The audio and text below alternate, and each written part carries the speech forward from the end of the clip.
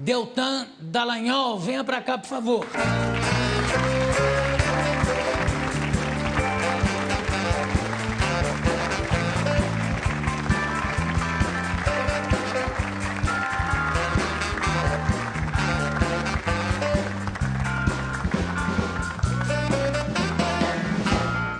Agora está tudo bem, porque eu estava com muitos ciúmes, porque você foi no programa da Maria Beltrão, e eu digo, meu Deus, esse rapaz tinha exclusividade comigo. Como é que ele faz uma traição dessas? Mas agora, Maria, você está perdoada também, está tudo bem. Você gosta, vamos começar antes falando, dando um pouco da ideia do seu perfil como pessoa. Você gosta muito de esportes aquáticos, especificamente? Eu gosto, Jô. Eu gosto de esportes radicais. Eu surfei por muito tempo na minha vida, desde os 16 anos de idade, eu pego onda.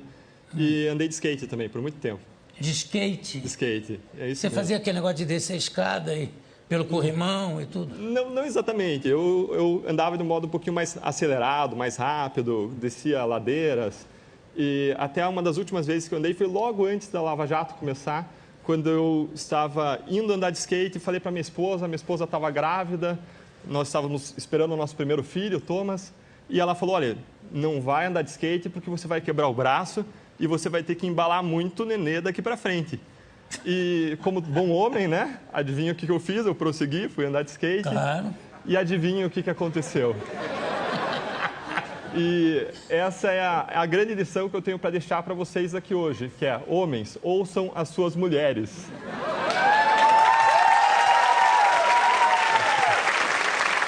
Olha, e como é que você fez para embalar o bebê? Foi no gesso? Foi, olha, eu fiquei um tempo ali, né? Aí a gente tem que dar um jeito, né? Hoje você tem quantos filhos hoje? Eu tenho 2.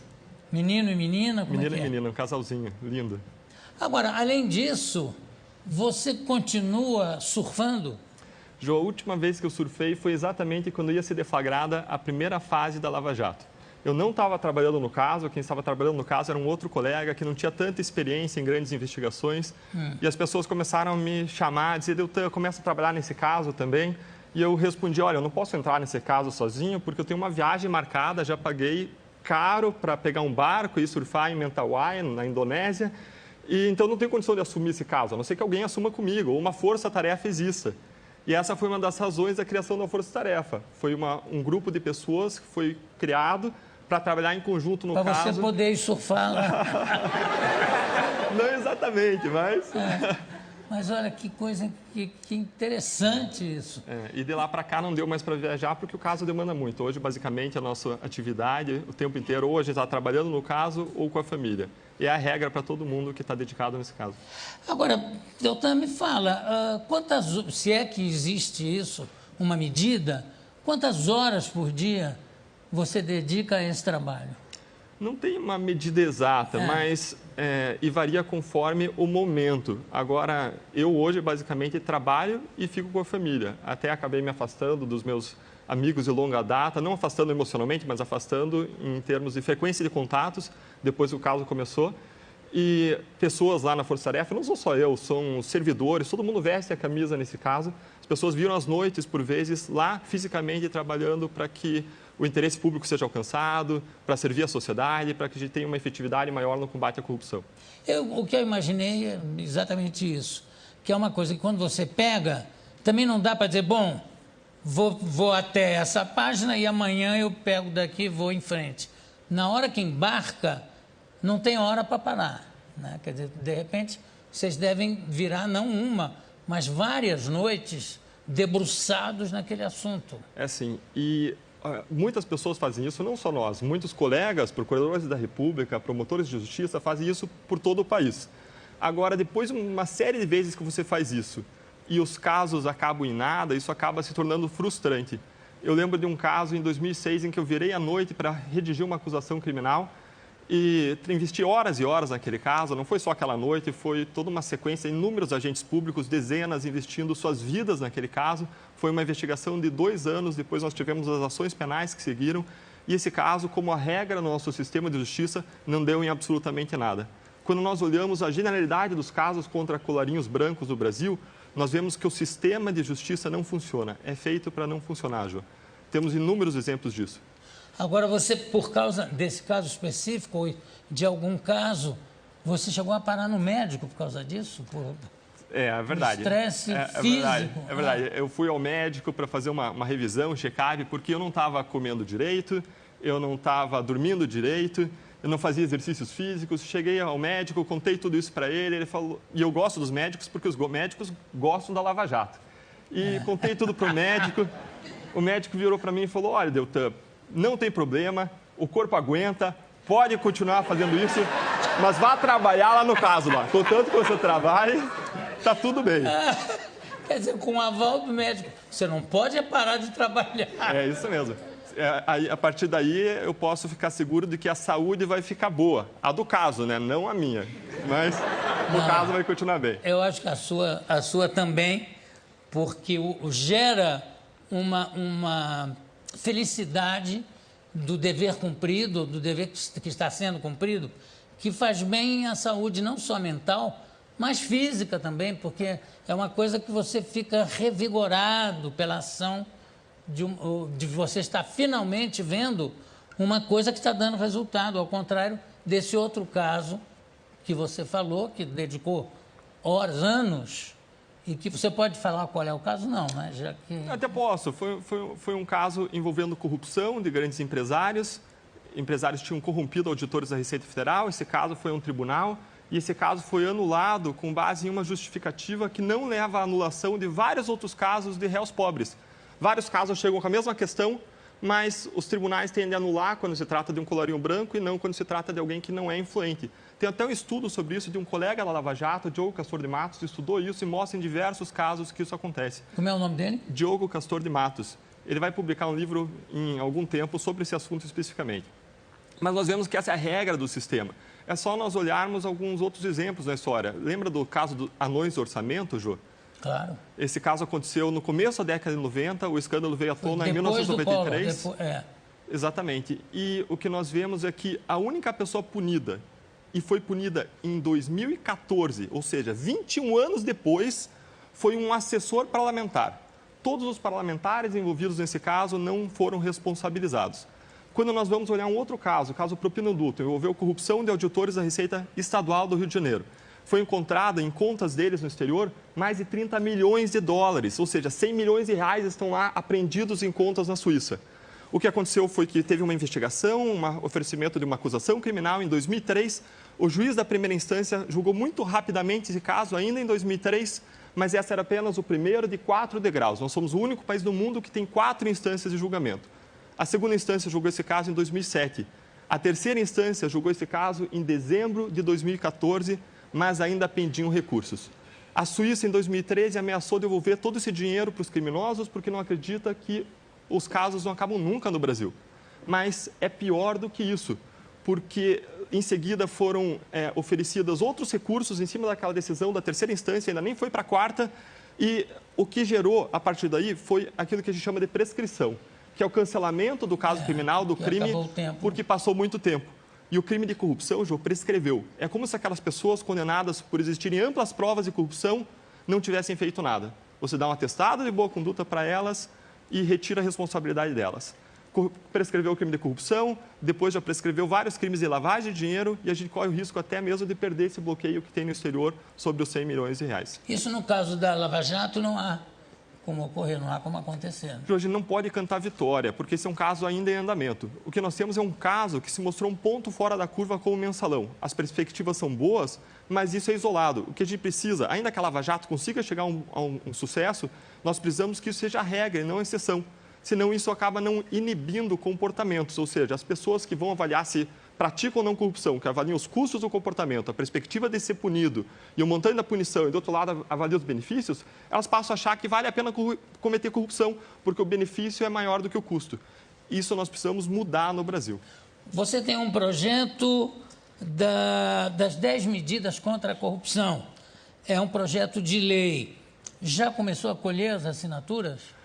Essa foi uma iniciativa que começou no Ministério Público, começou na Lava Jato, aliás, quando nós percebemos que a sociedade estava colocando sobre a Lava Jato uma expectativa de transformação que a gente não seria capaz de entregar, porque a sociedade começou a achar que existiria um antes e um depois da Lava Jato. Mas não basta retirar a maçã podre do cesto, você deve mudar as condições que fazem com que aquelas maçãs apodreçam. Nós precisamos mudar as condições que fazem com que a corrupção surja no Brasil. A Lava Jato trata de um tumor, mas o sistema é cancerígeno. Então, nós passamos a trabalhar para construir medidas, propostas de lei, para mudar essas condições. Foram criadas 10 medidas contra a corrupção, foram escritas e revisadas por especialistas diversos, foram levadas à Procuradoria-Geral da República, foi lançada, e o que nós vimos foi um processo em que a sociedade se apoderou disso. Diversas pessoas por todo o país, milhares de pessoas passaram a coletar assinaturas e foram colhidas mais de 2 milhões de assinaturas. É um número recorde de assinaturas no tempo recorde na história brasileira. Nós somos conhecidos por ser um país com Estado forte e sociedade civil fraca. Nós vimos ao longo desse tempo a sociedade civil criar músculos, desenvolver músculos e se apoderar desse processo das 10 medidas contra a corrupção que chegou ao Congresso recentemente. Quer dizer, uma coisa que teve um alcance talvez maior do que vocês esperavam. Jô, ao longo desse processo, eu ouvi muitas pessoas falarem como aquela hiena Hard, sabe aquela hiena dos desenhos em quadrinho? Que ela fala, ó céus, ó vida, isso não vai dar certo. Eu vi tanta gente falar que isso não ia dar certo. Esse projeto das 10 medidas é mais ou menos como foi o Ficha Limpa. O autor do Ficha Limpa, o juiz Marlon Reis, ele falava também, ele comenta que tanta gente disse para ele que não ia dar certo, que não iam colher as assinaturas, que se colhesse o Congresso não ia aprovar porque é um tiro no pé do Congresso, porque várias pessoas lá são processadas por corrupção e ainda se aprovasse seria declarado inconstitucional. É isso que falavam para ele na Ficha Limpa. O que nós vimos é que foram colhidas as assinaturas, o projeto foi aprovado no Congresso e o Supremo reconheceu esse projeto como constitucional, ou seja, está valendo hoje e nos ajuda na luta contra a corrupção. Nós temos que ver não o meio copo vazio, mas o meio copo cheio e fazer o que está ao nosso alcance para que nós possamos ter um país mais justo. Você sabe que eu pessoalmente mandei um e-mail para o Moro convidando para uma entrevista. Ele falou que, claro, que no momento era impossível. Eu dizia, bom, mas assim que o meu programa vai até o fim do ano, eu espero que também haja uma conclusão do Lava Jato antes do fim do ano. Ele falou, olha, não sei, eu espero que sim, porque ou acaba a Lava Jato ou acabo eu, porque não está aguentando mais, né? Porque é um volume de trabalho realmente inacreditável. E também, por parte da Polícia Federal, eu acho sensacional o nome das operações, né? Lava Jato é perfeito como nome, só inspirado de onde tudo começou, de onde parte tudo aquilo, né? E, de repente, tem figuras que vão se transformando quase que personagens de história em quadrinho, como o famoso japonês da Lava Jato, né? Que, de repente, está sendo processado por outro motivo. Eu não sei se ele está de tornozeleira ou não. Eu não sei dizer também, Ju. Não saberia dizer. Eu queria saber. Outra coisa, você acha que nós dois poderíamos fundar uma empresa de fabricação de tornozeleira? Ia dar dinheiro, vai viu? Dar dinheiro? Vai dar dinheiro isso. Outra coisa, de repente fala-se num possível acordão entre os deputados para tentar obstruir as investigações depois do impeachment, depois de ser votado o impeachment. Você acha que isso pode acontecer hoje em dia, graças à divulgação via internet, via Facebook, enfim, via todos os meios de comunicação da internet? Você acha que é possível que aconteça isso, uma tentativa de colocar freio e bridão nessas investigações? Jô, é possível sim. É muito possível. Nós vimos isso acontecer em outro país, na Itália. A Itália teve uma operação muito famosa, conhecida, que foi a Operação Mãos Limpas. Algumas pessoas até fazem paralelos entre a Lava Jato e a Mãos Limpas. Lá, como aqui, se descobriu um grande esquema de corrupção que tinha no centro também uma empresa vinculada ao Estado de produção de óleo. O pagamento da propina era também no mesmo montante daqui, coincidentemente, 3%. Estavam envolvidos vários políticos e essa operação foi muito bem por alguns anos. E, a partir de um determinado momento, o discurso de que existiam abusos na operação começou a crescer. Isso fez com que a sociedade colocasse um pé atrás em relação à operação e foi suficiente para que o sistema corrupto contra-atacasse. E o que nós vimos lá acontecer foi uma série de propostas legislativas contra o combate à corrupção. Não contra a corrupção, contra o combate à corrupção. O contrário. Passou até uma lei que foi chamada lá de Lei Salva Ladrões, que proibia a prisão preventiva especificamente no caso de corrupção. E várias pessoas foram colocadas soltas em razão dessa lei lá. O risco que nós corremos é de, em vez de nós avançarmos, nós temos um retrocesso. Aqui também a gente viu serem criados vários discursos de abusos, de erros na operação, sem fundamento, mas que são repetidos. Essas pessoas que ficam usando esse discurso são pessoas que têm poder político, poder econômico, em cujas mãos estão as decisões que vão impactar os destinos do país, e o que elas falam pode e deve ser reproduzido pela imprensa. Agora, essas pessoas adotam uma tática, tipo a tática do Goebbels, que era um marqueteiro nazista, que é de repetir uma mentira 1000 vezes até que ela pareça verdade. Então, por isso que nós temos um cuidado muito grande com a comunicação social, por isso que nós damos entrevistas, nós buscamos ter uma proximidade com a sociedade, nós fazemos coletivas de imprensa. Essa investigação inaugurou um novo modelo de investigação com 3 pilares. O primeiro foram acordos de colaboração, o segundo é a cooperação internacional, são cooperações com aproximadamente 30 países, e o terceiro é justamente novas estratégias para a comunicação social, para estarmos próximos da sociedade. A sociedade precisa saber, não só por uma questão de transparência, para saber que as coisas estão sendo conduzidas do modo adequado, mas a sociedade precisa saber para que ela reaja, para que, a partir da Lava Jato, venham mudanças construtivas e não retrocessos. Vocês têm tomado algumas medidas que eu acho fundamentais para o que está acontecendo e que tem gente que fica escandalizada. A decisão do Moro de mostrar as gravações, eu acho que isso foi fundamental para a proteção de todos vocês, né? Porque é a primeira vez que acontece isso. Você vê o ex-presidente da República dizendo o Supremo totalmente acovardado, eu não sei o que lá. Sabe? Sim, querida, eu vou esperar, querida, estou aqui. Isso nunca se viu. Aí diz assim, não, mas não podia ter feito isso com a presidente. Não foi feito com a presidente. Foi feito com um cidadão comum, ex-presidente da República. Por acaso, recebendo um telefonema da presidente, no caso da presidente já afastada. Você não acha que isso foi uma jogada muito inteligente de mostrar, de divulgar essas gravações? Dizer assim, olha, está aqui, não estamos inventando nada, nem estamos perseguindo ninguém em particular. Não foi uma medida de grande proteção que vocês tiveram? Essa liberação dos áudios, a autorização para a publicidade dos áudios, foi uma coisa que nós pedimos ao Ministério Público em razão de um princípio geral de publicidade que vale para tudo, salvo as exceções legais, salvo casos excepcionais em que as coisas devem ser mantidas sob sigilo, mas, como regra, as coisas devem ser públicas. E aqueles áudios, eles revelavam intenções e articulações para minar a Lava Jato. Então, era a própria sobrevivência da operação que estava em jogo. Porque, veja, Jô, a gente não tem poder econômico, a gente não tem poder político. A nossa única força, nesse caso, é a força de vocês, é a força da sociedade. A sociedade, Jô, é o nosso único escudo. Por isso que, por vezes, a gente acaba ficando preocupado com o desgaste natural que acontece ao longo do tempo, das pessoas tanto vendo corrupção, por vezes elas acabam ficando como um médico que se insensibiliza depois de tanto ver sangue. Nós, brasileiros, não podemos perder a nossa capacidade de nos indignar. Nós não podemos passar a ser passivos ou só reclamar. Nós precisamos agir para transformar. Nós estamos tendo uma oportunidade única de mover o país, de mexer as coisas. Se nós não mudarmos o país agora, quando nós vivemos crises, nós não vamos mudar nos tempos de bonança. A Lava Jato, essa corrupção da Lava Jato, teve 2 causas centrais. A primeira é a impunidade. É um sistema de justiça que não funciona. Essa é uma das causas mundiais da corrupção, isso é apontado por vários estudos internacionais.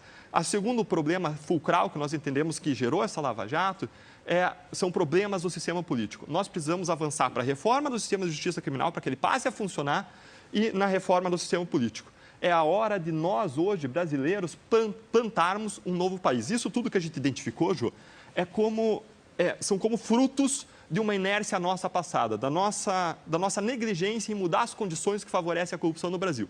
O Brasil tem corrupção em altos níveis há décadas, não é um problema agora recente, não é um problema desse governo. Não. E ao mesmo tempo que hoje nós colhemos os frutos do passado, nós temos que ter um olho no presente e no passado, mas nós temos que ter um olho no futuro e no presente, porque é hoje que nós plantamos as sementes do país do futuro. É hoje que nós juntos precisamos plantar as sementes para nós colhermos um país com menos corrupção e menos impunidade para nós e para as futuras gerações. Muito bem.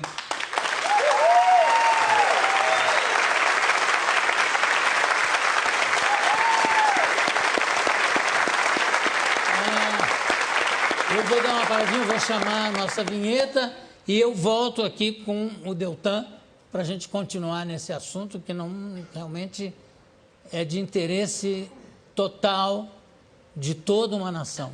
Tenho aqui ao meu lado o Deltan Dallagnol, estamos falando sobre a Lava Jato e ele é procurador de justiça e coordenador da força-tarefa que foi criada para ele poder ir surfar.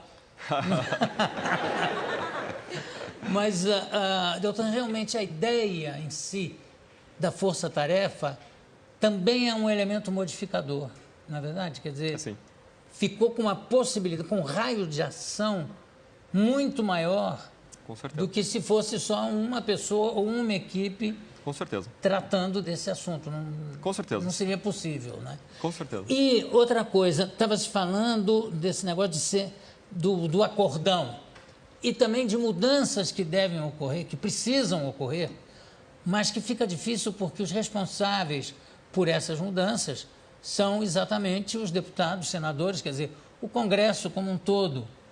Por exemplo, eu me lembro de um tempo em que os deputados andavam armados e matavam até concorrentes dentro do Congresso ou dentro do Senado. O próprio pai do ex-presidente Collor matou um senador por engano, que ele era péssimo de pontaria, e ele matou um pobre, coitado de um senador que era um suplente que estava assumindo naquele dia. E ele foi atirar contra um inimigo dele, errou o tiro e matou o outro.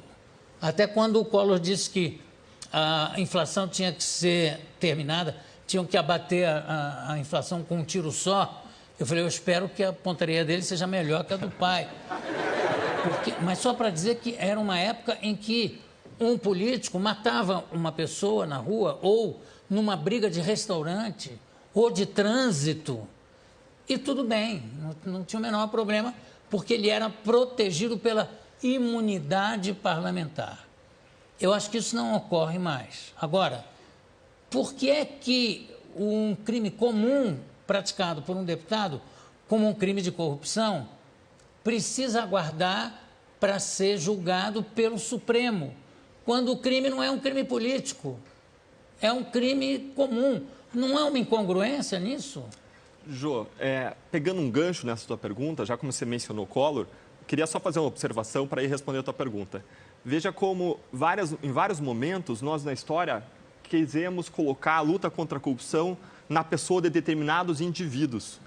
Nós elegemos um presidente, o Collor, pensando em combater a corrupção. Ele seria o caçador dos marajás, não é verdade? Exatamente. Isso mostra que mudança de governo não é meio caminho andado contra a corrupção. Não é caminho nenhum andado contra a corrupção. Se o nosso problema é com a corrupção, o que nós devemos fazer é lutar para mudar o sistema, essas condições que favorecem a corrupção.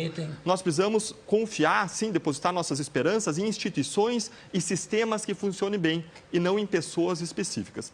Indo agora para a tua questão, que é muito pertinente, é essa questão do foro privilegiado, não é verdade? Qual é a ideia do foro privilegiado? Alguns cargos dentro de um país, eles são muito importantes para a estabilidade do governo, para que a governabilidade seja possível. Então, para que não seja abalada por qualquer motivo, de modo desnecessário, a governabilidade, a possibilidade de processar pessoas que ocupam certos cargos foi reservada para o maior tribunal do país, o Supremo Tribunal Federal. No mundo, existe foro privilegiado em vários países, mas sempre restrito aos cargos mais importantes de que depende a estabilidade política e econômica daquele país. O problema é que no Brasil nós temos foro privilegiado para mais de 20 mil pessoas. Eu tenho foro privilegiado, eu não tenho que ter foro privilegiado. A estabilidade do país não depende da minha condição, não depende de eu existir ou não existir, não depende do cargo que eu exerço. Nós precisamos restringir o foro privilegiado por uma questão até mesmo de igualdade para as pessoas mais essenciais de que depende a estabilidade do país. Além disso, O Supremo Tribunal Federal, assim como outros tribunais, eles não têm perfil para julgar casos criminais, ele não tem perfil estrutural. Veja que o Supremo Tribunal Federal julga por ano 100 mil casos. A Suprema Corte Americana julga 100 casos. É uma diferença gritante. Não tem como funcionar um tribunal que julga 100 mil casos. A decisão que recebe uma denúncia, esse é um termo técnico, recebimento de denúncia. O que isso significa? Significa o juiz receber a acusação que o Ministério Público fez, recebe nas mãos dele, ele analisa se aquela acusação é viável, se tem os elementos mínimos probatórios para que uma pessoa seja processada criminalmente e escreve, recebo essa acusação, se merece aquela pessoa ser processada criminalmente. O simples recebimento de uma acusação no Supremo Tribunal Federal, o que na primeira instância, no juiz Moro, demora poucos dias, lá demora mais de 600 dias. Isso foi definido pelo próprio ministro Barroso do Supremo Tribunal Federal como um escândalo. A publicação de uma decisão no STF, simples publicação, demora 30 dias, em média, em feitos criminais. Em média, nos feitos totais, demora muito mais ainda. É um tribunal que não tem perfil para funcionar. Não tem como a gente esperar que funcionem bem casos de foro privilegiado. O resultado acaba sendo a impunidade. Que é o que acontece. Agora, para que haja uma mudança nisso, que sejam restritos os crimes políticos e não o crime de corrupção, você julgar um crime de corrupção no Supremo, mantendo as devidas proporções, é como levar um caso de uma pessoa, de um ladrão de galinha, para ser julgado no Supremo. Quer dizer, não faz muito sentido. Acho que deveria ser, esse foro privilegiado deveria ser restrito a crimes políticos e não a crimes comuns, que no fundo, se você for olhar bem, são crimes de roubo comum. As pessoas estão lesando o país de uma forma escandalosa. Quer dizer, eles não têm nem consciência do que está se passando. Então, talvez isso seja necessário uma mudança nisso. Só que como é que faz uma mudança nessa área se quem faz a mudança é o próprio Congresso que tem que votar essa mudança? Como é que se articula para se conseguir isso? Através de petições da população? Como é feito? Jô, a nossa sociedade civil precisa ganhar mais e mais músculos. Nós podemos agir de diversos modos. Nós podemos hoje corrigir um problema que afeta a nossa democracia, que é a corrupção, que faz com que o governo não seja do povo, pelo povo e para o povo, mas sim um governo para os interesses particulares, desvirtuando a democracia. Nós precisamos corrigir isso com mais democracia, com democracia participativa, com o povo propondo medidas de lei, como essas 10 medidas contra a corrupção, cobrando a sua aprovação. Nós vemos que outros casos em que, aparentemente, o projeto parecia contra os interesses dos parlamentares, de uma parcela dos parlamentares, como foi a ficha limpa, que impediria vários deles de concorrer nas eleições seguintes, foram aprovados justamente porque a população se manifestou. A população cobrou, foi às ruas, pediu, replicou em redes sociais, fez petições públicas. Nós vemos que na história existem outros exemplos de grandes mudanças, inclusive o fim da escravidão na Inglaterra, por meio de petições públicas. Lá foram mais de 5 mil petições públicas com centenas de milhares de assinaturas.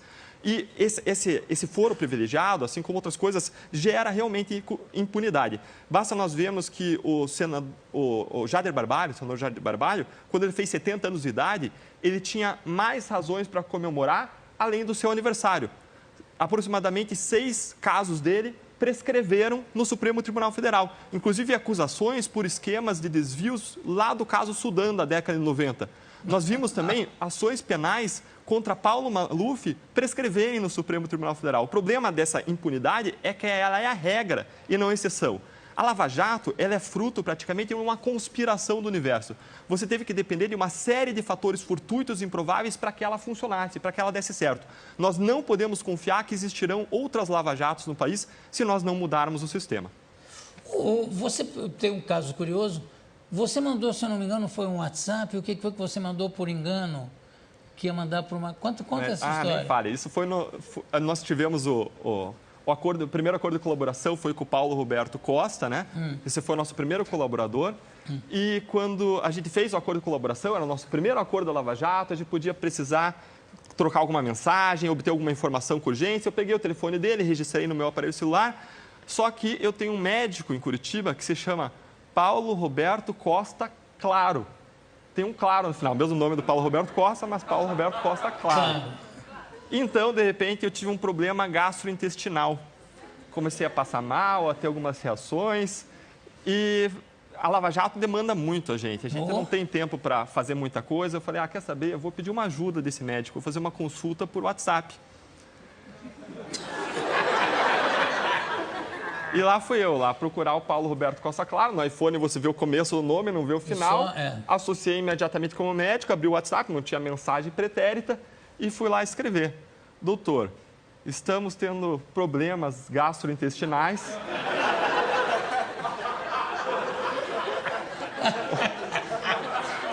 O aspecto, quando acontece, né, é esse e aquele.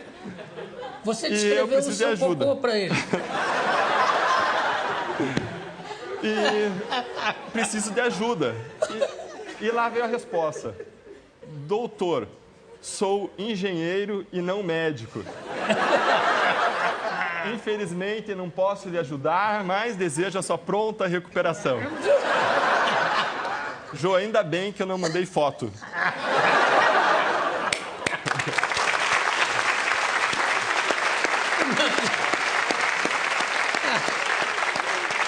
Ai, mas que maravilha.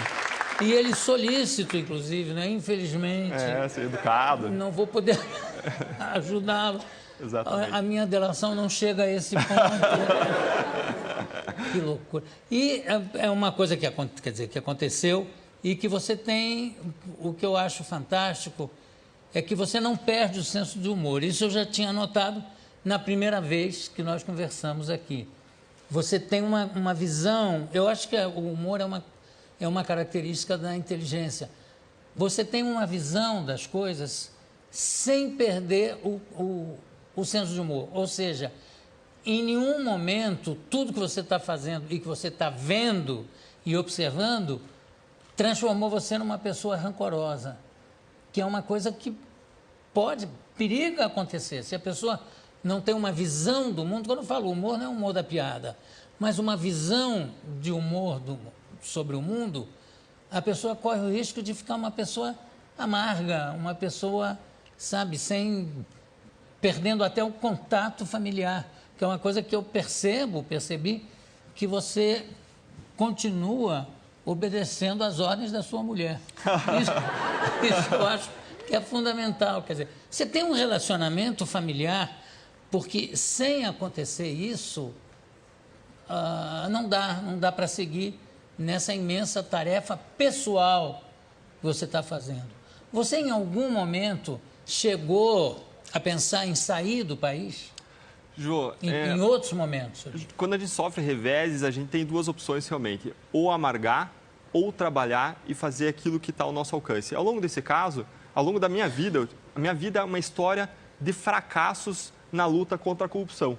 Como é a vida e a história do país. Eu entrei no Ministério Público em 2003, buscando dar minha melhor contribuição para mudar a realidade. Sabia que nenhuma pessoa, nenhum grupo de pessoas mudarão o país, mas queria dar minha melhor contribuição. A partir daí comecei a trabalhar, fui trabalhar naquele caso Banestado, um caso rumoroso, imenso, que apurou desvio de bilhões de reais. O que aconteceu nesse caso, quando nós olhamos para trás, é a completa impunidade. As únicas pessoas punidas nesse caso foram basicamente os colaboradores. As pessoas que colaboraram com a justiça, porque os seus processos foram mais curtos, elas foram punidas. Os outros ainda estão com seus processos nos escaninhos do judiciário, nos labirintos do judiciário, rumo à prescrição. Depois eu passei a atuar naquele outro caso que eu comentei, dos auditores fiscais, envolvendo corrupção, aquele caso foi derrubado. Atuei também num caso envolvendo desvio de dinheiro da folha de pagamentos da Assembleia Legislativa do Estado do Paraná.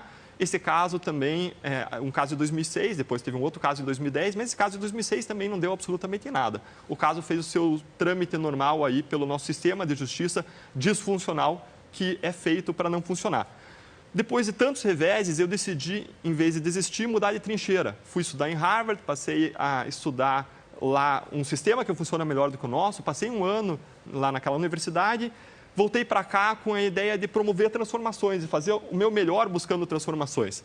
Aí aconteceu que veio o caso, eu fui convidado para trabalhar nesse caso, se formou a força-tarefa, passamos a atuar, esse caso começou a gerar alguns resultados positivos, mas nós sabíamos que era preciso ir além. A gente propôs aquelas medidas e logo depois do oferecimento das medidas à sociedade, no começo de 2015, o Ministério Público fez uma cerimônia pública, a gente propôs aquilo E aquilo caiu no esquecimento. 2 semanas depois, não se falava mais nisso.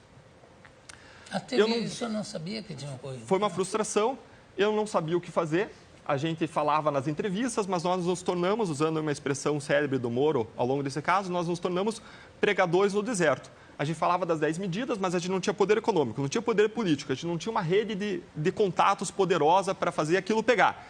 E eu voltei para o básico, voltei a dar palestras, falar das 10 medidas, palestras agora para a sociedade, e se levantou uma pessoa da sociedade. Falou, Deltan, vamos fazer esse negócio dar certo. Eu acredito nisso, vamos lutar para transformar o nosso país. E essa pessoa se levantou, começou a abrir pontes e abrir lugares para a gente fazer essas palestras. A sociedade começou a se organizar. Veio a ideia de coletar assinaturas em apoio a essas propostas. Não era a ideia original, essa ideia veio depois, surgiu da própria sociedade. Foram coletadas essas mais de 2 milhões de assinaturas. Você me pergunta se eu penso em sair do país, eu não penso. Não, você já pensou em sair? Não pensei. O que eu vi ao longo desse tempo, quando eu fui palestrar fora, inclusive, sobre essas medidas de combate à corrupção, especialmente quando eu falei para brasileiros no exterior, é que as pessoas que estão lá, morando lá fora, eles são tão ou mais conectadas com os problemas brasileiros do que nós. Eles saem do Brasil, mas o Brasil não sai de dentro deles. Sair do Brasil não é a solução. O Brasil tem saída, mas essa saída não é pela porta do aeroporto, Jô. Essa saída é nós lutando pelas reformas de que nós precisamos para nós termos um país melhor. Nós precisamos, como sociedade brasileira, deixar de ser vítimas do nosso passado, pessoas que sentam no sofá e ficam reclamando assistindo a TV, para sermos autores e senhores do nosso destino. Tem gente, Jô, que coloca a culpa da corrupção ainda em Portugal, nos colonizadores. Peraí, Portugal já saiu daqui há muito tempo. Há muito tempo que eles não mandam no Brasil. Nós somos hoje os senhores do Brasil. Nós precisamos deixar de assumir uma postura passiva para nós termos a postura de atores da nossa transformação, de senhores do nosso destino. É isso que nós precisamos hoje no Brasil.